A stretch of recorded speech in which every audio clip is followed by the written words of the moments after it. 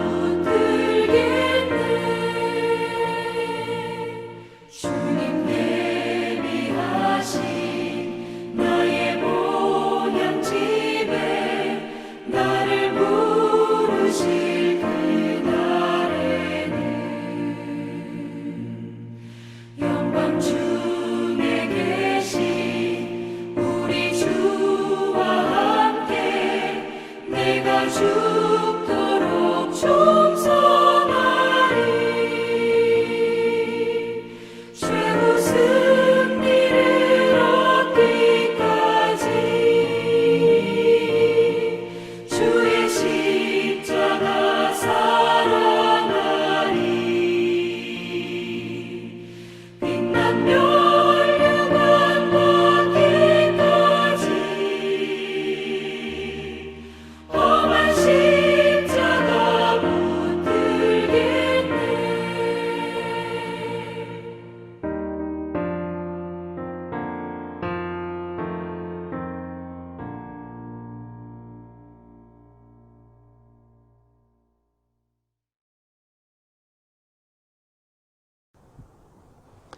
하나님의 크신 사랑과 은총이 우리 세임교회 성도님들의 삶의 자리에 함께 하시기를 빕니다. 오늘은 고난주간 특별 새벽기도의 마지막 날입니다. 제가 알기로는 우리 세임교회 모든 성도님들이 참여하시는 것으로 알고 있고 참 감사한 마음입니다. 늘 깨어 기도하는 우리 세임교회 성도님들이 되시기를 바랍니다. 오늘은 내 영혼을 아버지 손에라는 제목으로 함께 하나님의 말씀을 나누도록 하겠습니다. 많은 성도들이 사순절 기간, 그 중에서도 고난주간이 되면 예수님의 고난에 참여하기를 원합니다. 그래서 금식 기도도 하고 또 삶의 여러 가지들을 제한하며 절제하는 생활을 합니다.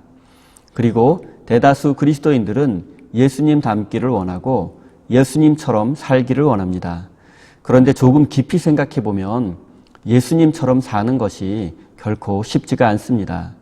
솔직히 예수님과 같은 삶을 살고 싶어 하지 않습니다. 예수님은 30대 초반의 나이에 결혼도 하지 못한 채 십자가의 처형을 당하셨습니다. 우리는 예수님을 구원자로 믿으면서 예수님을 닮고 싶어 합니다. 그러나 예수님처럼 십자가에 고난당하고 죽음을 당하는 것만은 피하고 싶습니다. 하지만 십자가의 죽음이 있기에 부활의 영광이 있을 수 있는 것처럼 우리가 예수님의 십자가까지도 지고 가는 삶이 있어야만 영원한 생명을 누리게 될 것입니다. 예수님의 고난과 십자가까지 기꺼이 감당하려 하지 않기 때문에 우리의 신앙이 형식적인 신앙이 되고 능력이 없는 신앙으로 전락하게 되는 것입니다. 우리가 예수님의 고난과 십자가 죽음까지도 우리 삶의 한 부분으로 받아들일 때 그때야 비로소 우리의 삶이 예수님을 닮아가게 될 것입니다. 예수님은 십자가 위에서 운명하시기 전에 아버지여 내 영혼을 아버지 손에 맡깁니다 라는 말씀을 하셨습니다. 이 말씀은 예수님 생전의 마지막 말씀이었고 유언과 같은 말씀입니다. 이 예수님의 유언을 조금 깊이 살펴보겠습니다. 예수님께서 자신의 생명을 하나님께 내어 맡길 수 있었던 이유는 하나님을 아버지로 믿었기 때문입니다. 우리는 예수님이 하나님을 아버지로 부르는 것을 자연스럽게 생각하고 우리도 하나님을 자연스럽게 아버지라고 고백합니다. 하지만 예수님 당시 유대인들에게 하나님을 아버지로 부르는 예수님의 모습은 이상한 정도가 아니라 도저히 받아들일 수 없는 것이었습니다. 유대인들은 전통적으로 메시아를 하나님의 아들이라고 믿었습니다. 그리고 그들은 세상을 뒤엎고 로마 제국을 무너뜨리는 하나님의 아들 메시아를 기다리고 있었습니다. 하지만 예수님의 모습은 그들이 기다렸던 메시아의 모습과는 너무도 달랐기 때문에 예수님을 메시아로도 그리고 하나님의 아들로도 인정할 수 없었던 것입니다. 하나님을 아버지로 고백한 예수님의 마음속에는 아버지 하나님에 대한 친밀함과 신뢰가 담겨 있습니다.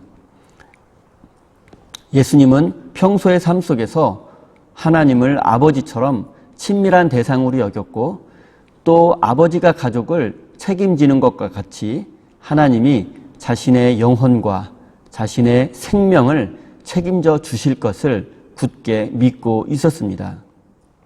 그래서 하나님을 아버지라고 고백할 수 있었던 것입니다. 그리고 그러한 확고한 믿음이 있으셨기에 권력자들 앞에서도 주눅들지 않고 당당하게 맞설 수 있었던 것입니다. 사랑하는 성도 여러분, 여러분들의 삶이 하나님을 아버지로 친밀하게 느끼며 신뢰하는 삶이 되기를 바랍니다. 그래서 여러분의 삶에 하나님의 능력이 나타나기를 바랍니다.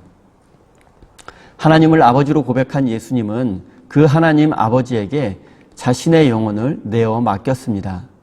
내 영혼을 아버지의 손에 맡기겠다라는 이 말씀을 하신 후에 예수님은 운명하셨습니다.